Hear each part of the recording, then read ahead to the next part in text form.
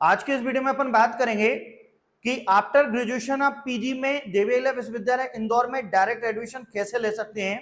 आज के इस वीडियो में मैं आपको बताऊंगा कि उसकी लास्ट डेट क्या है, फॉर्म फिल कैसे करना है, उसके अंदर स्कॉलरशिप क्या मिलती है, कौन कौन से डिपार्टमेंट हैं, उसमें एडमिशन प्रोसीजर क्या रहता है, और यदि आप वास्तव में कंप्लीट और फुल इंफॉर्मेशन चाहते हैं और यूजी के बाद पीजी कोर्स करना चाहते हैं डीएवीबी देवीअहिल्या विश्वविद्यालय इंदौर से, तो ये वीडियो बिल्कुल एंडिंग तक देखना।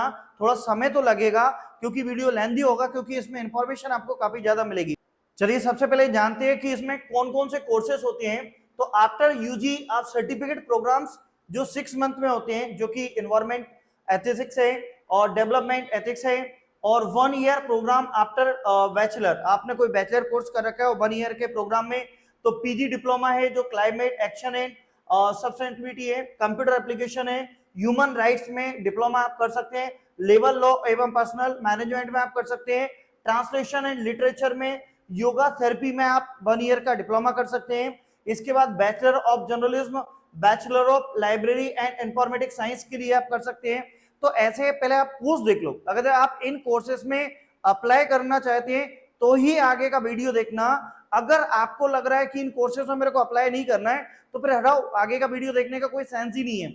इसके अंदर अब यहाँ पे 2 ईयर का प्रोग्राम होता है जो बीएड जिसको बोलते हैं बैचलर्स के लिए, तो आप बीएड में भी एडमिशन ले सकते हैं डायरेक्ट। अब पीजी प्रोग्राम्स की बात करें तो आप यहाँ पे एमए इकोनॉमिक्स कर सकते हैं, एमए इंग्लिश लिटरेचर कर सकते हैं, एमए फिल्म स्टडीज कर सकते हैं, MA functional Hindi translation literature कर सकते हैं, MA journalism and mass communication कर सकते हैं, एमए संस्कृत ज्योतिष कर सकते हैं, एमए संस्कृत साहित्य कर सकते हैं, एमए सिंधी कर सकते हैं, स्टैटिस्टिक्स कर सकते हैं, ट्रिपल स्टडीज योगा कर सकते हैं। तो ये एमए के सब टाइप है, आप देख सकते हैं। और यदि आप एमकॉम करना चाहते हैं तो यहाँ पे एमकॉम में आपको MCom accounting and financial control है, एमकॉम बैंक मैनेजमेंट है, मास्टर ऑफ एजुकेशन एमएड भी आप यहाँ पे कर सकते हैं। जिन स्टूडेंट ने बीएड कर लिया है उन लोगों के लिए एमएड भी है, master of physical education sport MPEd भी कर सकते हैं। और जिनके नीचे डॉलर का साइन लिखा है वो 1 ईयर के कोर्स है, और बाकी सब कोर्स कौन है 2 ईयर के। तो ये तो मैं कोर्सेज बता रहा हूँ, ये आप देखोगे तो जिनके पीछे डॉलर का साइन बना हुआ है कौन से कोर्स है, 1 ईयर के कोर्स हैं, बाकी सब 2 ईयर के कोर्स है। इसके बाद MBA triple development and management है, टेक्नोलॉजी मैनेजमेंट है, एमबीए एग्जीक्यूटिव है, और master of library information science है। जिनने बीएलआईएस कर रखा है उनके लिए ये पीजी कोर्सेस है 1 ईयर का। इसके बाद एमएससी कर सकते हैं बायोकेमिस्ट्री, ये बहुत ध्यान रखना है। ऐसे स्टूडेंट जिन्हें बीएससी कर रखा है वो आप एमएससी बायोकेमिस्ट्री कर सकते हो, एमएससी बायो इंफॉर्मेटिक्स कर सकते हैं। ये सब 1 ईयर के कोर्स है, इनके पीछे डॉलर का सिंबल बना है। एमएससी बायोटेक्नोलॉजी कर सकते हैं, एमएससी केमिस्ट्री कर सकते हैं, एमएससी कंप्यूटर साइंस कर सकते हैं, MSc data science and analytics कर सकते हैं, एमएससी इलेक्ट्रॉनिक्स कर सकते हैं, एमएससी जेनेटिक इंजीनियरिंग कर सकते हैं, इंडस्ट्रियल माइक्रोबायोलॉजी कर सकते हैं, एमएससी इंफॉर्मेशन और टेक्नोलॉजी, एमएससी लाइफ साइंस है, एमएससी मैथमेटिक्स है, एमएससी फिजिक्स है, स्टैटिस्टिक्स है, योगा है। तो भैया अगर आप एमए करना चाहते हैं तो कितना टाइप का एमए होता है ये देख लेना, और अगर एमबीए करना चाहते हैं तो यहाँ कितने टाइप का एमबीए है वो देख लेना।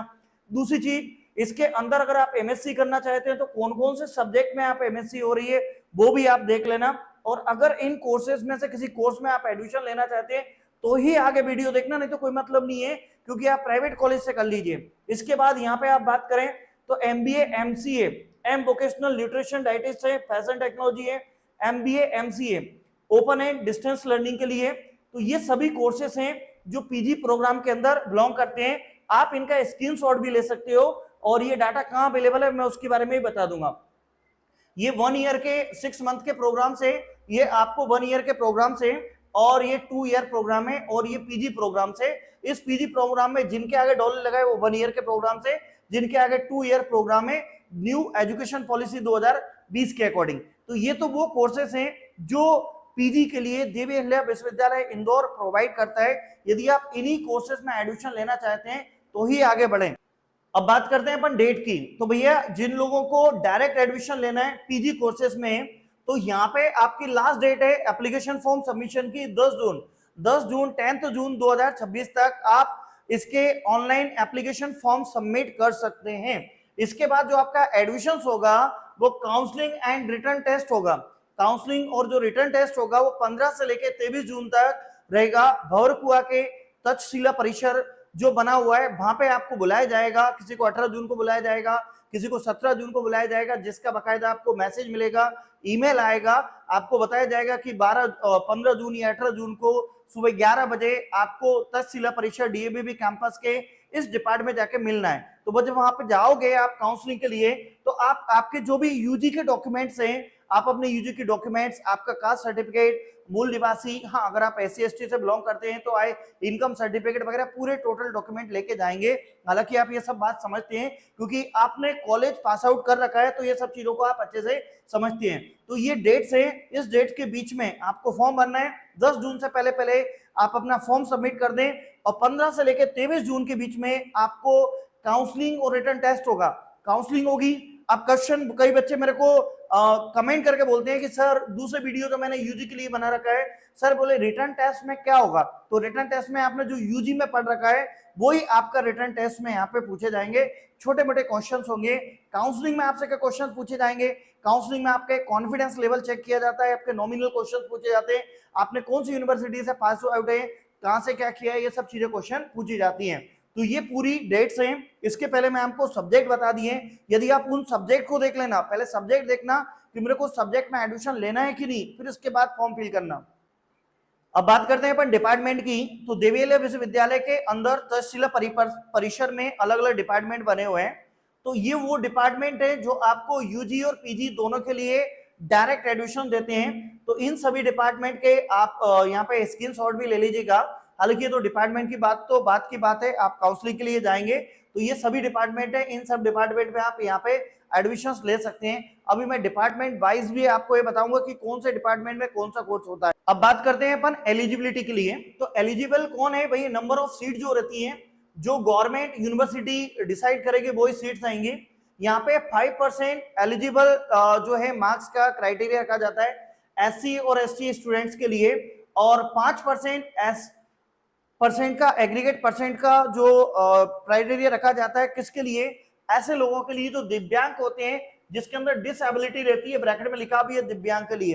SC ST और दिव्यांग स्टूडेंट्स के लिए 5% का आरक्षण जो परसेंटेज रहती है उसमें रखा जाता है। जो भी आपने यूजी में कोर्स कर रखा है उसमें 5% का आपको यहाँ पे कंसेशन दिया जाता है SC ST स्टूडेंट्स के लिए, और दिव्यांग स्टूडेंट्स के लिए जो विकलांग स्टूडेंट होते हैं उनके लिए उसका सर्टिफिकेट आपके पास होना चाहिए गवर्नमेंट का।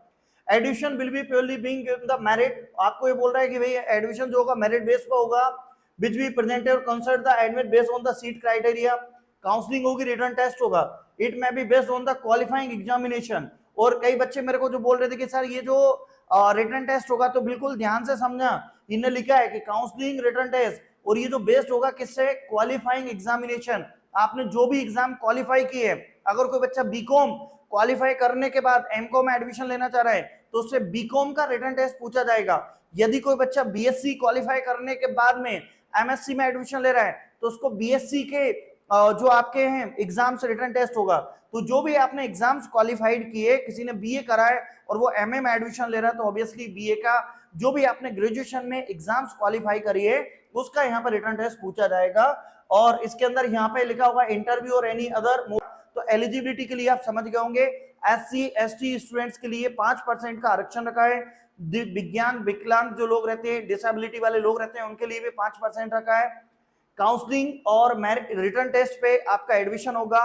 काउंसलिंग में नॉमिनल क्वेश्चंस पूछे जाएंगे, कॉन्फिडेंस लेवल देखा जाता है। रिटर्न टेस्ट जो रहेगा वो आपकी जो भी आप एग्जाम क्वालिफाई करके आए, जैसे बीएससी वाले बच्चे एमएससी में एडमिशन ले रहे हैं तो बीएससी के क्वेश्चंस आएंगे आपको, बीकॉम वाले बच्चे एमकॉम में एडमिशन ले रहे हैं तो बीकॉम के क्वेश्चंस यहाँ पे आपको मिलेंगे। और भी बोला है कि जो फाइनल ईयर एग्जामिनेशन है been the declared 5 June and the last date the submission of the application their final semester final year result will be considered the merit purpose such as the candidate will have the submit the mark sheet in the concerned department 14th अगस्त। तो भैया आप लोग को जो क्या होता है, कई बार ऐसा होता है कि जो फाइनल ईयर के स्टूडेंट्स होते हैं उनकी जून में तो एग्जाम ही चलती रहती है और उसी टाइम में उनका एडमिशन हो रहा है तो मार्कशीट तो आ नहीं पाती है।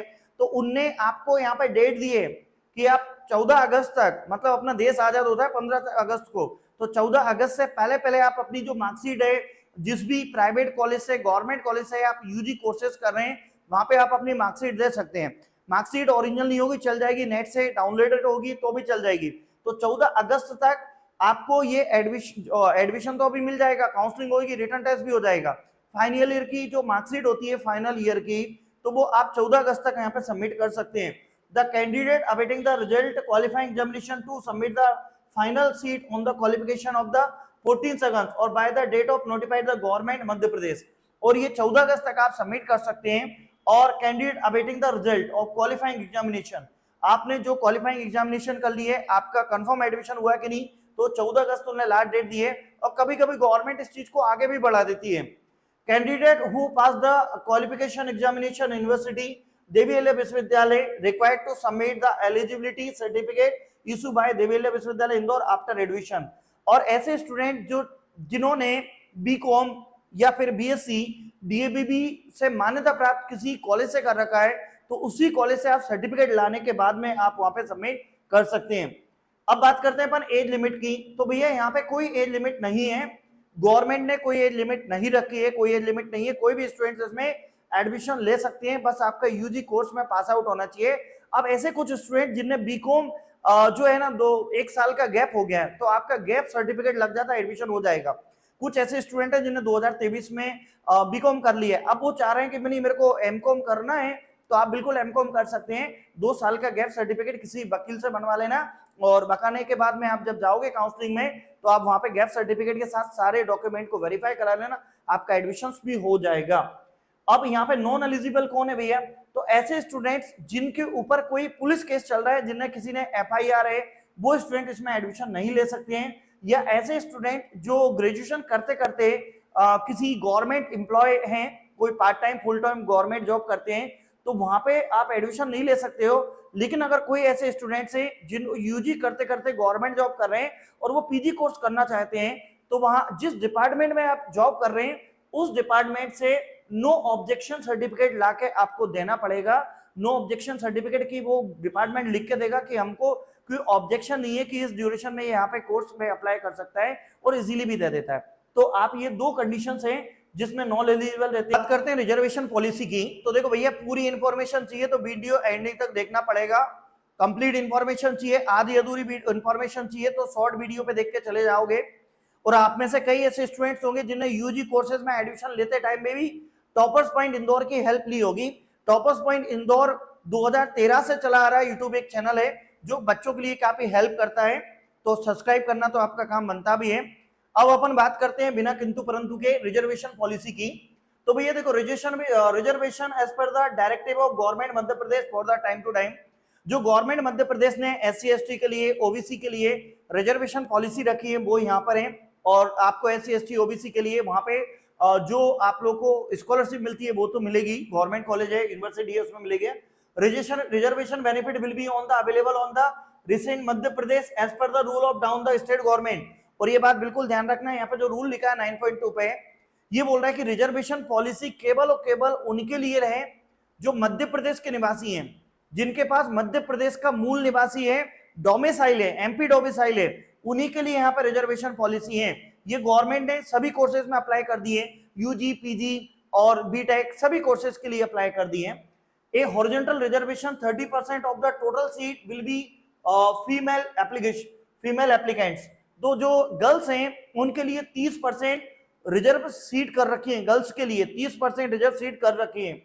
इसके बाद A plus then the half seat fall under the reservation, then seat will be not available in case of seat between the 1-2 will be rated. वो बोल रहे हैं कि अगर सीट नहीं बढ़ती है तो फिर कुछ चाहते हैं। इसके बाद ये SC ST OB लिख रही है, गवर्नमेंट के अकॉर्डिंग बोला उसने, to avail the benefit reservation certificate from a competitive authority of the should be produce. इसके बाद यहाँ पे हमने बोला candidate must be include the, ये रिजर्वेशन पॉलिसी दी है। और ये जो 9.10 लिखा है ये भी ध्यान रखना, DABB एम्प्लॉय अवार्ड कोटा, ऐसे बच्चे जिनके माँ बाप, मम्मी पापा, पेरेंट्स देवील्य विश्वविद्यालय के किसी भी डिपार्टमेंट में जॉब करते हैं, तो देवील्य विश्वविद्यालय अपने डिपार्टमेंट जॉब करने वाले एम्प्लॉय के बच्चों के लिए कुछ यहाँ पे कोटा अवार्ड करता है। तो एडमिशन यूनिवर्सिटी एम्प्लॉय के लिए जो रहता है, notice issue by the university over and above the total seat of the concert the program. DB में एम्प्लॉय के लिए यहाँ पे वो रखता है ऑफिसर, टीचर्स हैं, ऑफिसर्स हैं, एम्प्लॉय हैं, हस्बैंड हो सकते हैं, वाइफ हो सकते हैं, सन, डॉटर, ये सब के लिए उन्होंने बोले देवी अहिल्या विश्वविद्यालय के अंदर सीट रिजर्व रहती है। तो सीट रिजर्व किसके लिए? केवल और केवल मध्य प्रदेश के निवासियों के लिए यहाँ पे सीट रिजर्व है।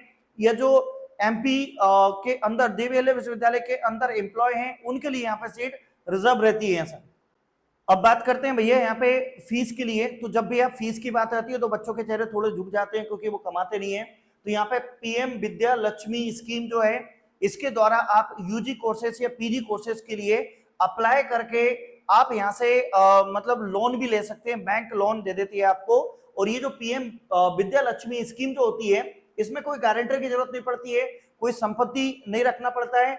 अलग अलग बैंक इसके लिए आपको लोन अवेलेबल कराते हैं। तो इसकी जो वेबसाइट है www.education.government.in पे जाके इसकी और जानकारी अवेलेबल है। और यहाँ पे इसका टोल फ्री नंबर भी दिया हुआ है 18001031। ये इसका टोल फ्री नंबर है, आप इस पे और भी इंफॉर्मेशन कलेक्ट कर सकते हैं।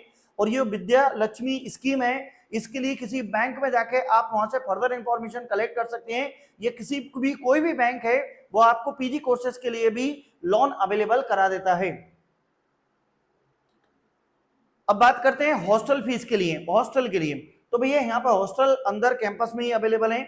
जो तक्षशिला परिसर भौरकुआ पे बना हुआ है वहां पे हॉस्टल है। और वहां पे आपको जो भी हॉस्टल के वार्डन है उनसे बात करेंगे, आपको इजीली हॉस्टल गर्ल्स के लिए बॉयज के लिए अवेलेबल है। हॉस्टल का कोई दिक्कत नहीं है। और रिफंड फीस की बात करें, इन द केस कोई भी स्टूडेंट्स जो पीजी में एडमिशन ले लिया है, अगर आप एडमिशन कैंसिल कराते हैं तो 30 सितंबर से पहले अगर आप एडमिशन कैंसिल कराते हैं तो 1000 रुपए आपकी जो फीस आपने जो भी जमा करी है फर्स्ट सेम की 1000 रुपए फीस डिडक्ट होके आपको पूरी फीस रिफंड कर दी जाएगी। 30 सितंबर से पहले आप डिसाइड कर लेना।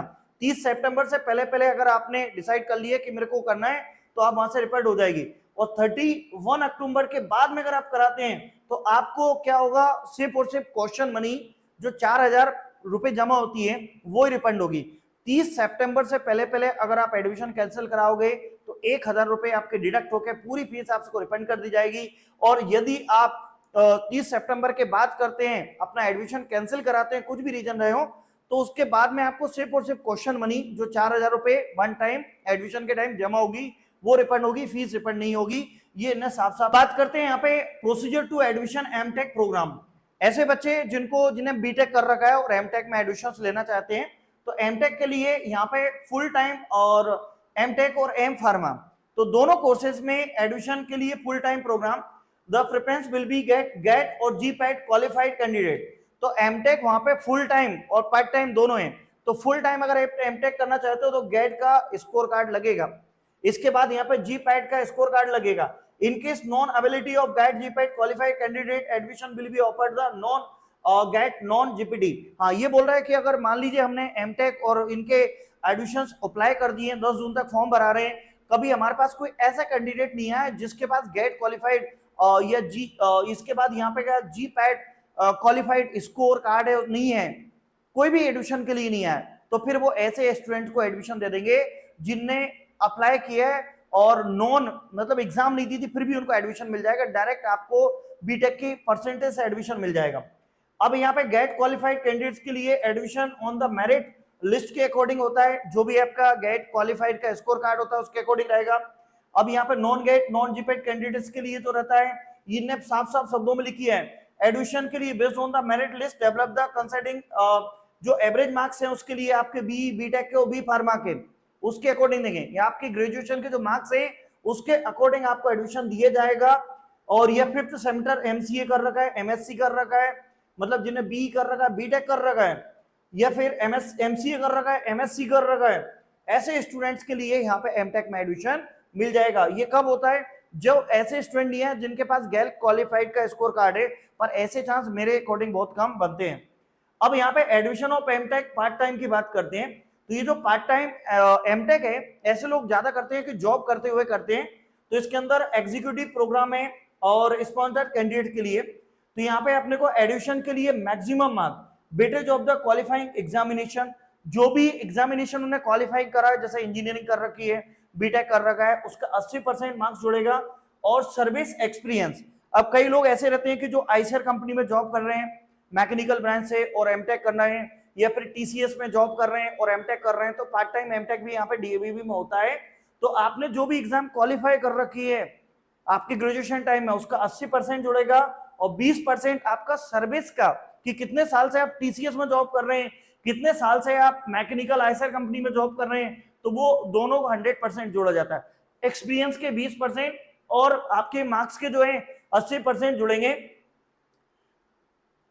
और इसके अंदर इन्होंने बोला है कि admission will B confirm after verification of document, और डॉक्यूमेंट जब वेरिफिकेशन होगा उसके बाद ही आपका एडमिशन होगा। तो ये पार्ट टाइम एमटेक की बहुत ज्यादा डिमांड रहती है। देवीलय विश्वविद्यालय का पार्ट टाइम जो एमटेक है बहुत ज्यादा यूजफुल और बहुत करते हैं। एआईसीटीई स्कॉलरशिप आप लोग सब जानते हैं, जब कोई बच्चा एमटेक में एडमिशन लेता है तो उसके लिए पर मंथ गवर्नमेंट की तरफ से कुछ पैसा मिलता है, उसी की बात कर रहे हैं यहाँ पे क्वालिफाइंग कैंडिडेट। और ये सिर्फ और सिर्फ गेट क्वालिफाइड कैंडिडेट्स के लिए होता है। 30 stipend seats approved by the AICT. इसमें कितना पैसा मिलता है? 12,400 रुपए मिलता है पर month under the direct benefit of transfer scheme. अब student available for the following MTech program. ऐसे स्टूडेंट्स के लिए जिनने गेट क्वालिफाइड हैं और देवी अहिल्या विश्वविद्यालय से फुल टाइम में, पार्ट टाइम की बात नहीं कर रहे, फुल टाइम में एमटेक में एडमिशन ले रहे हैं, उन लोगों को गवर्नमेंट की तरफ से 12,400 रुपए स्कॉलरशिप के तौर पे दिया जाता है। अब इस बात के बाद में कई बच्चे मेरे को कांटेक्ट करेंगे कि सर ये सिर्फ एससी को मिलेगा, एसटी को मिलेगा, ओबीसी को, तो यहाँ पे ऐसा कुछ भी नहीं लिख रहा है। कैटेगरी के अकॉर्डिंग नहीं मिलता है, ये सिर्फ और सिर्फ आपके गेट क्वालिफाइड के अकॉर्डिंग आपको यहाँ पे दिया जाता है। अब बात करते हैं डिपार्टमेंट के अकॉर्डिंग आपके जो सीट्स हैं उनके लिए बात करें तो यहाँ पे अपने पास जो एकेडमिक कैलेंडर है, तो आप यहाँ पे जो वावास चेयर ऑफ स्टडी डेवलपमेंट है, इस डिपार्टमेंट पीजी के लिए सर्टिफिकेट प्रोग्राम है जो पीजी के फर्स्ट सेमेस्टर ग्रेजुएट्स के लिए, और एलिजिबिलिटी मेरिट बेस होगा, 3500 इसकी फीस होती है। और इसके बाद इन्वायरमेंटल एथिक्स है फर्स्ट सेमेस्टर के लिए, ये भी मेरिट काउंसलिंग से होगा, 3500 रुपए और जो इसकी फीस रहती है सिंपल सी फीस है, ये आपके फर्स्ट सेमेस्टर की फीस है। अब ऐसी देवी अहिल्या विश्वविद्यालय इंस्टीट्यूट के लिए और यूजी कोर्सेज, मैं अभी पीजी की बात कर रहा हूँ, यूजी के लिए मैंने एक अलग से वीडियो इसी चैनल पे डाल रखा है। अब यहाँ पे डिपार्टमेंट ऑफ लाइफ लर्निंग जो है उसके अंदर M vocational fashion technology PG, ये 2 साल का कोर्स है। इसके लिए क्या एलिजिबिलिटी चाहिए आपको? तो आपको ग्रेजुएशन होना चाहिए फैशन डिजाइनिंग में और डिजाइनिंग टेक्नोलॉजी, ग्रेजुएशन होना चाहिए any stream with 1 year 2 year 3 diploma, ये सभी क्वालिफिकेशन होना चाहिए। 20 सीट है, मेरिट बेस्ड काउंसलिंग एडमिशन होगा।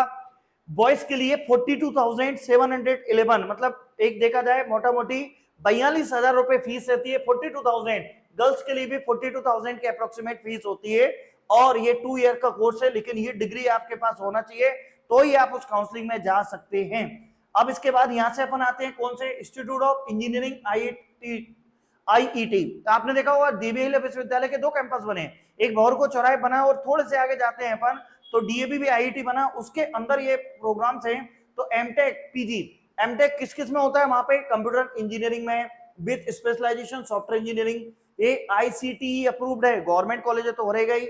इसके अंदर पीजी है, 2 साल का कोर्स है। इसमें एलिजिबल कौन है? एटलीस्ट 60% एग्रीगेट मार्क्स होना चाहिए बीई बीटेक में, और applied branch of engineering recognised की यूनिवर्सिटीज है। रिलैक्सेशन 5% दिया जाएगा किसके लिए? एससी एसटी कैंडिडेट के लिए। तो पीजी अगर आप एमटेक करना चाहते हैं आईईटी डीएवीबी से, तो वो आईईटी डीएवीबी से करेंगे तो गेट क्वालिफाइड मार्क्स लगेगा ही, आपको पहले मैंने बता ही दिया है। तो उसके लिए ये सब चीज होना चाहिए। टोटल 18 सीट्स अवेलेबल हैं, जिसमें 13 रिजर्व हैं, 5 स्पॉन्सर्ड हैं। Merit counselling based return test based admission होगा। इसकी जो फीस है 70,000 रुपए के आसपास इसकी फीस है। इसके बाद यहाँ पे अपने को MTech electronics with specialisation digital communication है पीजी, ये भी 2 साल का कोर्स है। इसमें गेट क्वालिफाइड कैंडिडेट वैलिड, तो ये सभी कोर्सेस इन्हें बताए और सभी में क्या लगेगा अपने पास यहाँ पे गेट क्वालिफाइड लगेगा।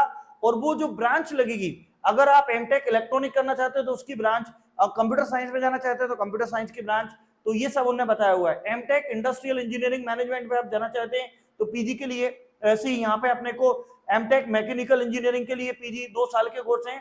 तो ये सब आईईटी डीएवीबी के अंदर बने हैं। आप सब लोगों ने अगर इंदौर के नहीं है तो आप जानते होंगे भौरकुआ चौराहे पे तक्षशिला परिसर जो बना है उसके थोड़े से आगे आईईटी डीएवीबी है, जहाँ यूजी और पीजी दोनों कोर्सेस होते हैं। यूजी के लिए तो जेईई मेंस का स्कोर कार्ड लगता है और पीजी में एमटेक के लिए गेट क्वालिफिकेशंस लगता है। और यहाँ पे सीट दिए। सभी की जो फीस है यहाँ पे मैं देख पा रहा हूँ 70,000 के आसपास फीस है, और सभी में एडमिशन मेरिट बेस्ड काउंसलिंग और रिटर्न टेस्ट होगा, उसके बाद ही आपको यहाँ पे एडमिशन दिया जाएगा। अब बात करते हैं इंस्टीट्यूट ऑफ इंजीनियरिंग, वही जो अपना आईआईटी डीएवी है, तो उसके पीजी प्रोग्राम्स है और ये अलग अलग ब्रांचेस के यहाँ पे दिया हुआ है। तो वही इसके अंदर क्या होना चाहिए, यहाँ पे एमटेक माइक्रो इलेक्ट्रॉनिक्स है, और जिसके अंदर पीजी 2 साल का कोर्स है, बीटेक के लिए होना चाहिए। तो आपने यहाँ पे अपने पास एमएससी भी होगा तो भी आप एडमिशन ले सकते हैं, एमएससी फिजिक्स में तो भी एडमिशन ले सकते हैं। मिनिमम 55% होना चाहिए। तो ये आपको यहाँ पे एलिजिबल के लिए क्या क्या होना चाहिए वो दिए। टोटल 18 सीटें, merit based counselling written test, merit based counselling written test हर कोर्स में दे रहा है ये। इसकी जो फीस है 46,000 के आसपास यहाँ पे फीस दी है।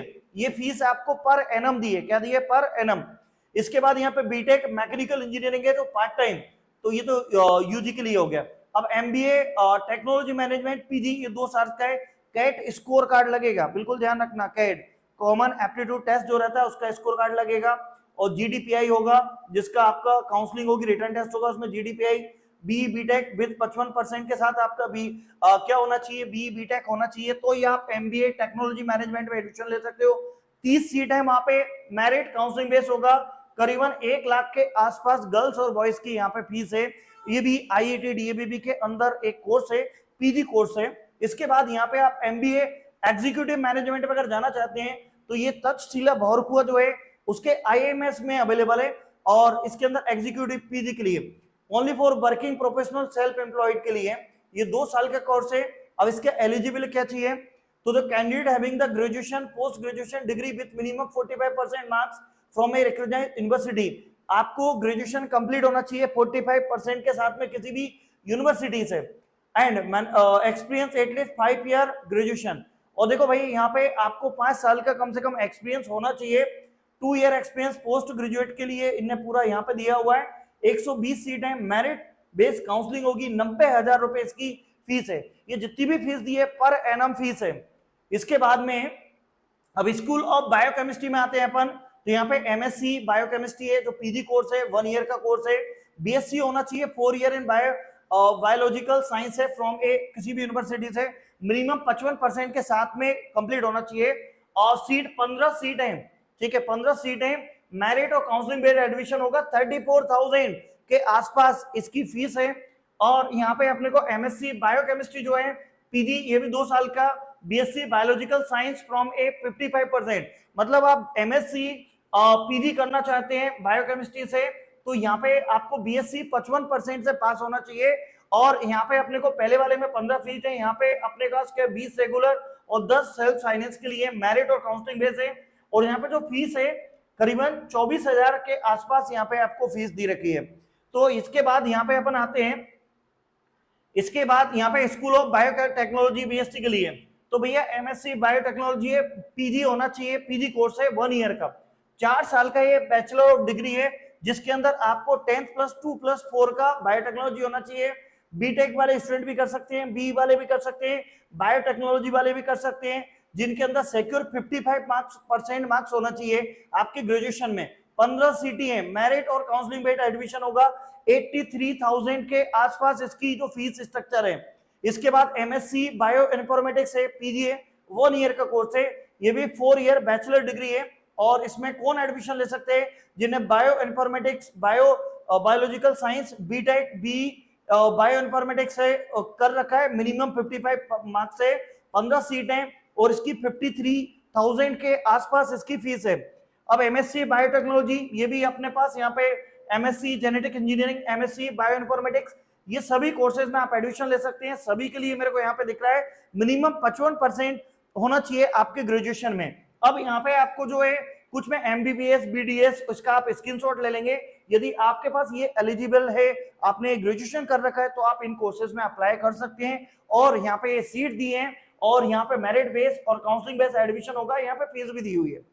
तो इसके बाद में अब आते हैं पीजी कोर्सेज के आगे के लिए। स्कूल ऑफ केमिकल साइंस की बात करें तो आप यहाँ पे एमएससी केमिस्ट्री में कर सकते हो, एमएससी केमिस्ट्री जो है। और देखो भैया, जिस 2 एमएससी दिए हुए हैं, ऊपर भी 2 एमएससी दिए होते हैं, एक एमएससी पे हैज लगा हुआ है और एक पे विदाउट हैज दिए हुए हैं। तो यहाँ पे लिख के दिया, जिस पे हैज लिखा है वो क्या है, यहाँ पे 4 ईयर यूजी के लिए है, और जिन पे हैज लगा है, और जिन पे हैज नहीं लगा है वो भी 2 ईयर के लिए है।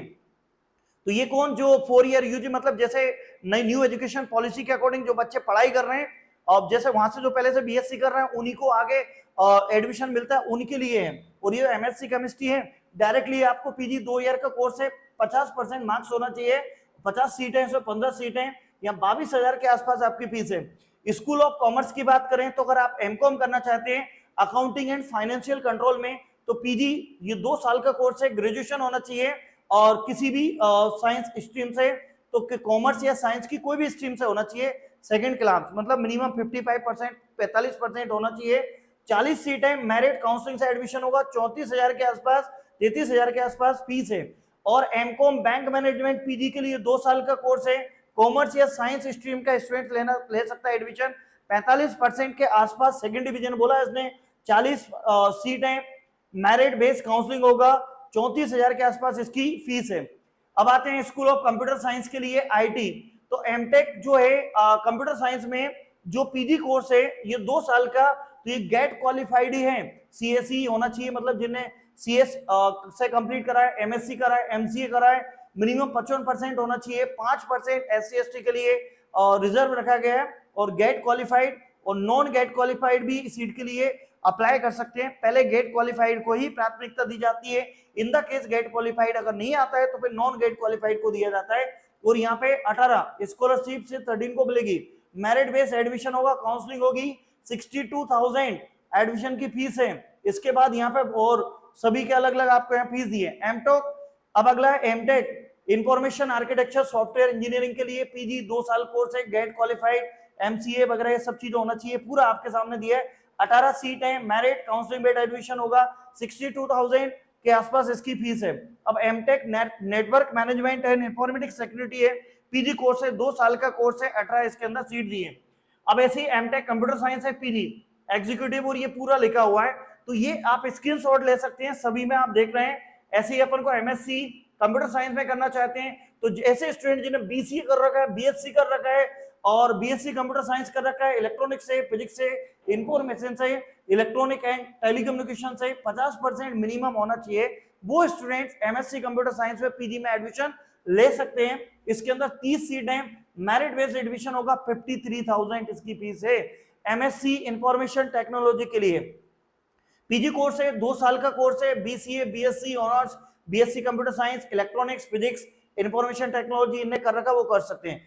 पीजी डीसीए भी अगर करना चाहते हैं तो पीजी डिप्लोमा होना चाहिए, 1 ईयर का कोर्स है, ग्रेजुएशन होना चाहिए किसी भी स्ट्रीम के साथ, मिनिमम 50% के साथ, 30 सीट है, और 47,000 इसकी फीस है पीजीडीसीए की। इसके अंदर आप यहाँ पे ऐसे ही अपन school of data science and forecasting के लिए जाएं तो यहाँ पर भी आपके एमटेक डाटा साइंस है, एमटेक डाटा साइंस में भी मिनिमम 50%, 55% चाहिए बी बीटेक के लिए। अब आप देख रहे हैं पूरी इंफॉर्मेशन चाहिए तो वीडियो में समय तो देना पड़ेगा, क्योंकि कुछ बच्चे ऐसे होते हैं जिनको पर्टिकुलर बीएससी करा है तो वो उसको ही सर्च करता है, तो यहाँ पे सभी के लिए दिया हुआ, ये पूरी आपको कंडीशन दी है, सीट दी है, फीस दी है, आप खुद इसका स्क्रीनशॉट ले सकते हैं, देख सकते हैं, और ये सभी आपके यहाँ पे कोर्सेज हैं पीजी के लिए। अब इसमें यहाँ पे यूजी और पीजी कंबाइंड दिए हैं, तो मैं सिर्फ और सिर्फ पीजी के लिए बात कर रहा हूँ। यहाँ पे यूजी का मैंने इसी चैनल पे एक अलग से वीडियो डाल रखा है और आप वहां से जाके इसकी अलग इंफॉर्मेशन को कलेक्ट कर सकते हैं। इसकी मैं आपको पीडीएफ भी अवेलेबल करा दूंगा, इसकी पीडीएफ कहाँ दी है, क्या है, पूरी इंफॉर्मेशन आपको उसमें भी मिल जाएगी। तो ये पूरे कोर्सेज यहाँ पे आपको दिए हुए हैं, आप जा सकते हैं वहां पे देखे जाके कर सकते हैं। अब देखो भैया, इन्हें एकेडमिक कैलेंडर जो बनाया हुआ है उसमें ये बोला है कि fees will be collected by the department, time to time counselling, और जो आपके क्या होती है इंडिया के लोग हैं उसकी क्वेश्चन मनी 4,000 रुपए रहती है, और एक टाइम में आपको एल्यूमिनी के लिए 500 रुपए जमा करना है। हॉस्टल फीस जो दी है रूम रेंट 22,000 और क्वेश्चन मनी 3,000, ये पूरा आपका यहाँ पे फीस स्ट्रक्चर दिया हुआ है। तो ये कुछ हेड ऑफ डिपार्टमेंट्स के भी यहाँ पे आपको इन्फॉर्मेशन यहाँ पे पूरी दी हुई है। अच्छा, अब ये तो पूरी इंफॉर्मेशन है और इससे रिलेटेड आप यहाँ पे पूरी इंफॉर्मेशन आपको यहाँ पे मिल जाएगी। और एक और चीज मैं इसकी आपको लिंक भी बता देता हूँ कि कहाँ से क्या दी है, और इतनी बड़ी इंफॉर्मेशन है, और अगर आप चाहते हैं कि मेरे को पूरी इंफॉर्मेशन चाहिए तो कुछ नहीं है, गूगल पे आप देवी विश्वविद्यालय की ऑफिशियल वेबसाइट पे जाओ, एडमिशन पर क्लिक करो, एडमिशन पे क्लिक करने के बाद डायरेक्ट ये जो होता है ना डायरेक्ट मेरिट बेस्ड स्कीम जो होती है, यहाँ पे इसका ये जो इन्फॉर्मेशन बुलेटिन दिया हुआ है इसमें पूरी इंफॉर्मेशन आ जाएगी। ये जो पीडीएफ आप खुद डाउनलोड कर लो, खुद समझ लेना। तो भैया आज की वीडियो में अपन बात करिए कि पीजी कोर्सेज के लिए डायरेक्ट एडमिशन में कौन कौन से कोर्स थे, कैसे अप्लाई करना है, क्या करेंगे। हो सकता है कि ये वीडियो में बहुत सारी बातें थी तो मैंने कुछ आपको मिस कर दिया हो, तो आप एक बार खुद अपने पीडीएफ जाके देख लेना।